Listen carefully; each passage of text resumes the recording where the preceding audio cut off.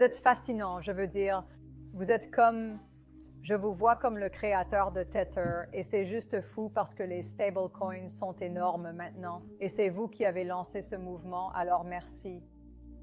Oui, mais aussi, beaucoup de gens formidables m'ont aidé tout au long du chemin. Et ça a été un voyage merveilleux. Oui, Oui, c'est vrai. d'accord, eh bien merci. La prochaine étape pour tenir les promesses de la blockchain, qui est l'accès démocratisé à des services financiers de haute qualité pour le monde entier. Nous sommes enfin prêts pour cela. C'est pourquoi mon entreprise s'appelle WeFi. C'est donc Wi-Fi Co. Et c'est une DeoBank. Nous avons inventé un nouveau terme appelé DeoBank, une banque décentralisée sur la chaîne. Il y a donc la banque dans les systèmes traditionnels et la néobank, mais sans la blockchain, qui utilise le système traditionnel juste en ligne, et la DeoBank qui, au lieu d'utiliser le système traditionnel, est elle-même une banque en ligne. Utilisant le système traditionnel en ligne et qui utilise la technologie du futur, la blockchain. Ce que cela permet, c'est tout simplement de meilleurs services à des tarifs moins élevés, parce que la blockchain fait ce que fait le système traditionnel, mais de manière beaucoup plus efficace et à l'échelle mondiale. Nous avons donc regroupé et simplifié les complexités de l'utilisation des portefeuilles basés sur la blockchain et des investissements dans DeFi et d'autres choses de ce genre. Nous avons vraiment créé une interface très simple et conviviale et une belle marque autour d'elle appelée Wi-Fi. Les gens peuvent donc obtenir des services de meilleure qualité. Le premier produit est une carte, puis des prêts, un rendement élevé de plus de 10% sur votre compte d'épargne et l'accès aux investissements de DeFi, et le tout par le biais de cette interface utilisateur. Est-ce que c'est déjà lancé? C'est fait.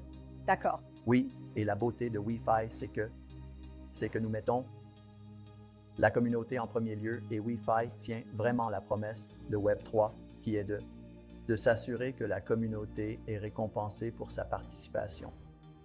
Il y a donc un token. Nous avons un ITO, qui est une offre technologique initiale que les gens peuvent acheter qui mine des tokens Wi-Fi, qui alimentent le réseau et fournissent toutes les récompenses. Et puisque nous faisons ce type de vente, des dizaines de milliers de personnes et déjà plus de 100 000 sont des investisseurs et des clients, car nous fournissons des services bancaires très efficaces avec un très beau concept, au moment où beaucoup de banques tentent de fournir ces services bancaires. Alors, comment prendre de l'avance dans ce domaine? Vous obtenez beaucoup de clients en les ajoutant à votre liste d'investisseurs, en les récompensant le plus possible et en leur donnant les récompenses du réseau. Et plus le réseau s'étend, plus les consommateurs en profitent. C'est l'approche que nous adoptons avec Wi-Fi et nous nous concentrons sur les pays qui en ont le plus besoin. C'est pourquoi nous nous rendrons à Bangkok à la fin de cette fin de semaine pour l'ouverture d'un grand premier événement. Vraiment fier de voir ce produit arriver sur le marché. Oui, et vous avez dit les pays qui en ont le plus besoin. Donc Bangkok, c'est l'un de ceux qui, vous pensez? Oui, c'est vrai. C'est Il y a vrai. beaucoup de pays asiatiques où de grandes populations sont mal desservies par le système bancaire, ce qui est un problème mondial. C'est un problème mondial. Nous lançons pour l'instant l'Asie, mais le projet se déploie dans de nombreux pays. C'est vrai, c'est vrai. Peut-être le verrons-nous aux États-Unis à un moment donné. Oui, mais pour qu'il arrive un jour aussi aux États-Unis, il faut plus qu'un simple vent concernant la réglementation. Il faut que les réglementations soient adoptées et mises en place et nous devons comprendre comment naviguer dans le paysage réglementaire américain afin de ne pas nous tromper. Nous devons bien analyser la situation aux USA afin de que nous soyons sûrs de tout respecter. Au début, il est donc plus facile de déployer ces choses à l'étranger où nous nous soumettons à ces normes. Mais comme les normes n'ont pas encore été fixées, on ne sait jamais ce qui va se passer. Mais oui, cela devrait bientôt arriver aux États-Unis aussi. Génial, j'en suis ravi et super excité. En ce qui concerne les stablecoins et l'innovation, ou simplement les choses qui vous enthousiasment pour l'avenir, qu'aimeriez-vous partager avec nos auditeurs?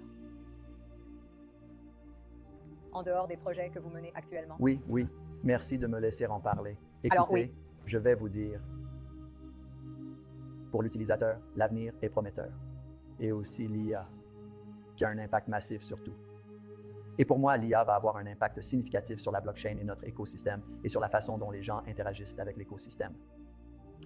Le plus important, c'est que les gens vont cesser de demander sur quelle blockchain est-ce que c'est ou quelle monnaie stable allez-vous utiliser ou encore, vous savez, comment envoyer l'argent ici ou là. Ils ne s'en soucieront plus parce qu'ils demanderont à leur IA, ou je devrais dire à leur IA, à leur portefeuille. Ce ne sera même pas leur IA. Ils vont littéralement parler à leur portefeuille et lui dire « Fais ceci, comme envoyer $10 à mon ami au Japon » envoie-le de la manière la plus rapide et la moins chère. Ils ne se soucieront pas des pièces stables que vous utilisez, ni des réseaux que vous utilisez, ni de quoi que ce soit d'autre. Les gens vont enfin commencer à se concentrer sur ce qu'ils veulent faire plutôt que sur la manière de le faire.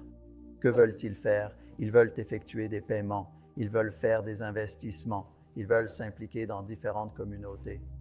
Actuellement, pour effectuer des paiements et des investissements dans l'espace cryptographique, c'est compliqué, surtout si vous voulez faire de l'autodétention. C'est très compliqué. Il y a beaucoup de risques. Vous pouvez perdre votre mot de passe. Vous pouvez vous faire pirater. C'est pourquoi. Et puisque c'est si compliqué, la meilleure interface utilisateur ne va pas masquer cette complication. La seule façon de résoudre ce problème d'interface pour la blockchain où les masses peuvent participer, c'est l'IA. Et donc, cela arrivera bientôt et probablement plus vite que nous ne le pensons. Mais pour moi, c'est quelque chose sur lequel tout le monde doit s'appuyer, c'est la compréhension des nuances de l'IA, comment elle fonctionne, comment en tirer le meilleur parti. Pas seulement à travers la cryptographie, mais dans tous les aspects de leur vie, parce que, qu'on le veuille ou non, elle nous frappe comme un raz-de-marée et beaucoup de gens ont encore un peu peur d'elle. Je vous encourage donc à vous renseigner sur la blockchain et à vous y intéresser, mais surtout à vous renseigner sur l'IA et sur tous les aspects de votre vie et sur la façon dont vous pouvez l'utiliser. Parce que si vous ne le faites pas, vous serez rapidement distancé. Voilà. Oui, c'est intéressant et je suis content que vous en parliez parce que j'allais vous poser une question sur l'IA et j'ai oublié, donc merci de l'avoir mentionné. Oui. Merveilleux, je sais que nous manquons de temps, alors si nos auditeurs veulent vous contacter, êtes-vous sur X, êtes-vous sur les médias sociaux, comment peuvent-ils vous joindre? Oui, tout à fait. Trouvez-moi sur le X, ce serait génial. C'est reeve_collins.com ou reeve_collins. Oui, c'est vrai, pas le .com. .com. Avec tout ce qui se dit sur Internet, on commence à... Ouais, merveilleux, Reeve. C'était un honneur et un plaisir de vous avoir sur le podcast et j'espère que nous pourrons faire une suite. Je vous remercie.